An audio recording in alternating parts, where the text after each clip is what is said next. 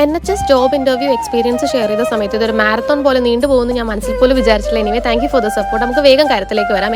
ഏറ്റവും കൂടുതൽ പേർക്ക് അറിയേണ്ട കാര്യം എന്ന് വെച്ച് കഴിഞ്ഞാൽ ഞാൻ എങ്ങനെയാണ് സപ്പോർട്ടിംഗ് ഇൻഫർമേഷൻ ക്രിയേറ്റ് ചെയ്തതെന്നാണ്. ഫസ്റ്റ് ഓഫ് ഓൾ കുറച്ച് പേർക്കെങ്കിലും ഡൗട്ട് ഉണ്ടാവും, ഞാൻ AI യൂസ് ചെയ്തിട്ടാണോ അത് ക്രിയേറ്റ് ചെയ്തത്. ഞാൻ AI യൂസ് ചെയ്തിട്ടില്ല. ഞാൻ ആക്ച്വലി സ്റ്റാർട്ട് ചെയ്യുന്നത് 2 പാരഗ്രാഫുള്ളൊരു സപ്പോർട്ടിംഗ് ഇൻഫർമേഷൻ ആയിരുന്നു. അവിടുന്ന് ഞാൻ ഓരോ ജോബിന് അപ്ലൈ ചെയ്യുന്ന സമയത്തും ഓരോ പോയിന്റ്സ് ആഡ് ചെയ്ത് ആ ജോബിൻ്റെ സ്പെസിഫിക്കേഷൻ കണ്ട് അതിനകത്ത് നിന്നുള്ള ക്വാളിറ്റീസ് എന്തൊക്കെയാണ് വേണ്ടത് നോക്കിയിട്ട് ആഡ് ചെയ്താണ് ഞാൻ ഓരോ ദിവസം ഇമ്പ്രൂവ് ചെയ്തുകൊണ്ടിരിക്കുന്നത്. ഇൻക്ലൂഡിങ് ഞാൻ ഇന്നലെ അപ്ലൈ ചെയ്ത ആപ്ലിക്കേഷനിൽ പോലും ഞാൻ ഒരു വേർഡെങ്കിലും എക്സ്ട്രാ ആഡ് ചെയ്യാനായിട്ട് ശ്രമിക്കാറുണ്ട്.